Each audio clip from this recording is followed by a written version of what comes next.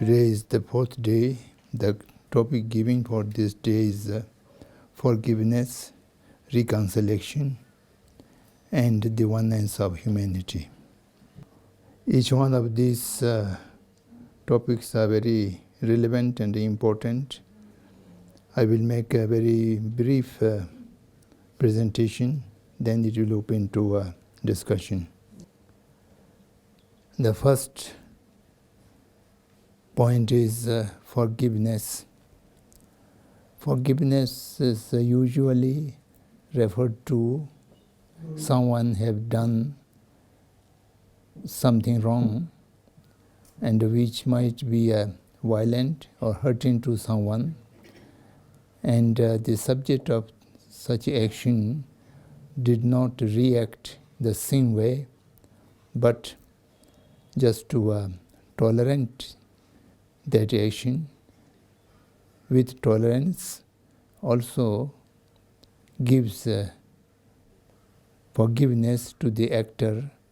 So this is usually called forgiveness or tolerance. Someone does some wrong thing or some violent act to somebody, then the sufferer did not react the same manner, do not retaliate, but in spite of that, the person has a bad feeling or kind of anger or irritation. Such mindset is arising to the sufferer. Then it is not, although the person may not react the same way, but it is not a forgiveness. Forgiveness real means not minding, have no ill feeling, whatever action is directed to someone. It might cause injuries or suffering or lose whatever it may be. The subject of such action did not feel any ill feeling for that action. That is tolerance. That kind of tolerance can give the forgiveness to the actor. Another point which is difficult comes with the forgiveness, and particularly in these days it will become more and more difficult to practice real forgiveness, because the person who forgiven or who is subject to the wrongdoing could not differentiate the action and the actor, and we mixed up the action and the actor, and all the feelings are being directed to the action and actor both together. The actor is under the influence of negative emotions, so therefore actor is a subject of compassion, and the action which is injustice, untruthful or violence, that action need to be condemned, opposed, or make the actor to understand the wrongdoing.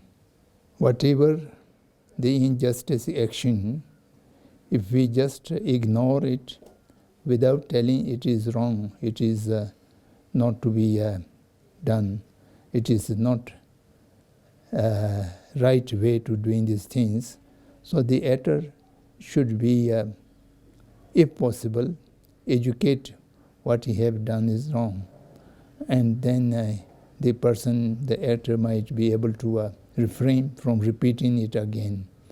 Otherwise, it may be misunderstood that we forgive the actor. They also misunderstood that action is also accepted or it is acceptable. Gandhi have said it beautifully in short sentence, we must hate the sin but love the sinner. Then the second is reconciliation. That is also to be analyzed very properly. Usually the reconciliation refers to a kind of adjustment or a kind of giving a take way. Particularly these days, the reconciliation is used for many of the diplomatic acts between nations or between societies. So, in that manner, in that way, there is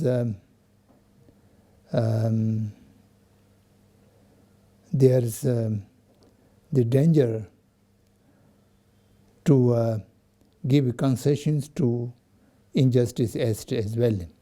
Yes, adjustment means if the action is totally wrong, then there is very difficult to make a reconciliation. So reconciliation many times refers, I give up 50%, you give up 50%, we agree to something adjustment. The adjustment many times takes the wrong thing also can be acceptable. If I make a metaphor, someone stealing or robbing $100 from me, and then there's a kind of struggle. Then we say, okay, you give $50 and give me $50, we shall make it half-half, we shall reconcile it, something like that. That means acceptance of the stealing or robbing act in 50%. So that kind of reconciliation is not right way from the viewpoint of the morality. Someone steals $100 from you and you recognize the thief and proved the thief, and then you just give that thief love and compassion alone, but at the same time the act of stealing is bad, you should not do it, and let the person make a realization and then try to not repeating it in the future. After that, then you may give the all $100 to that person, because that may be a needy person. He or she has to do such stealing because of some urgent need or some circumstances compelling them.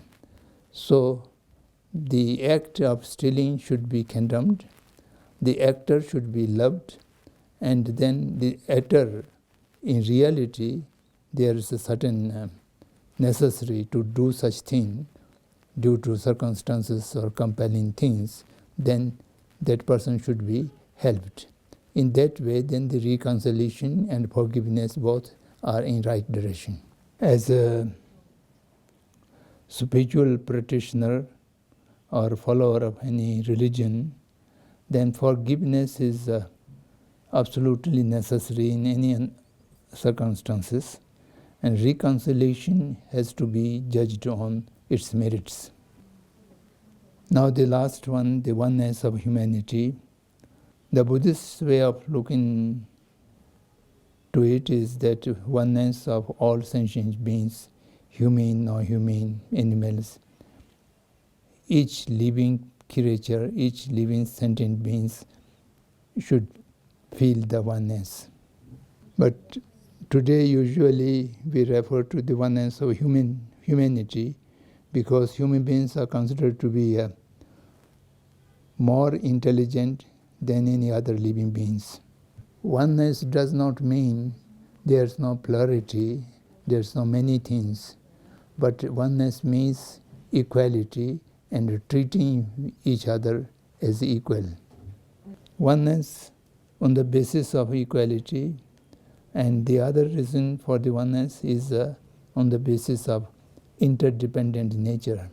No human individual can survive or can lead a life without depending to many other humanity or sentient beings. Everything, our fitness of body, mind, speech, lifestyle, whatever it may be, without the cooperation and without help or without depending to hundreds of thousands of other sentient beings or other human beings. Therefore, we must be, since we are interdependent each other, wherever some harm is created, that is also comes to oneself. Oneself cannot be left out. Any kind of disturbance happen to any individual or human being. Any action which is acted through cooperation is beneficial to all the cooperators, and any action which is performed through competition, then it brings harm to both the competitors. This is misconception that in competition one is winner, the other is loser, but in reality both of them are losers. The humanity by nature, it was created for the sake of helping each other or cooperating each other. I will stop here so for your others' participation. Act of violence, act of killing can never be justified under any circumstances, whatever the people may argue. Intentionally killing and destroying the other, that always be a negative act, and that can never be justified. We shall have to oppose, we shall have to condemn it under any circumstances. But what the sufferer can do is not to react on that way, not to react the same way. For example, counter violence to the violence. That means then the sufferer also come into the lower stage of the actor itself. Then there's no difference between them. So one should be, the sufferer should be keep human value, human justice, opposing the action but loving the actor, try to transform the actor in the right direction. Forgiveness can be acted from one side. Reconciliation shall have to be acted from both sides. So therefore, the transformation of the mindset from both sides is necessary for a real reconciliation. That is not impossible, but it is very difficult. So therefore, Gandhi have coined the word satyagraha.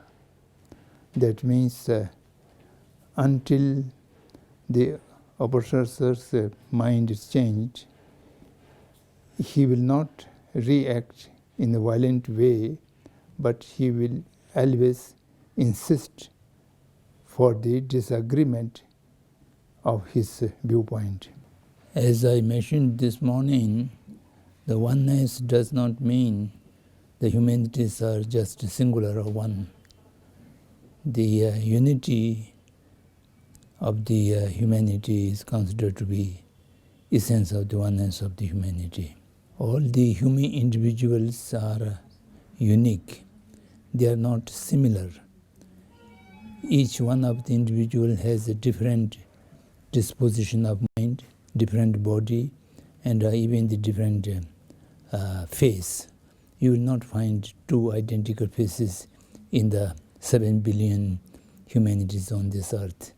In spite of that, they are three common things which have no difference between anybody. The first is liking happiness, not liking suffering.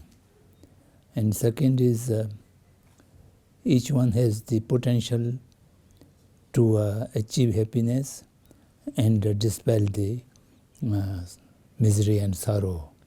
And third is each one has the right to achieve happiness and to dispel the unhappiness. So these three things are equal to all sentient beings, all human beings. So on this basis, the human beings are not different, they are one.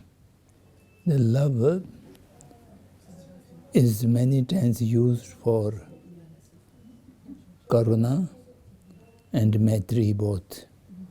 So love refers to emotion which has feeling of dear and nearness. And when we talk about karuna and maitri, that feeling has divided into two. The karuna is looking more to the suffering. Mm-hmm. Suffering causes the karuna because the suffering is unbearable, and you have a near feeling to the person, then you will have the feeling to remove that suffering as soon as possible.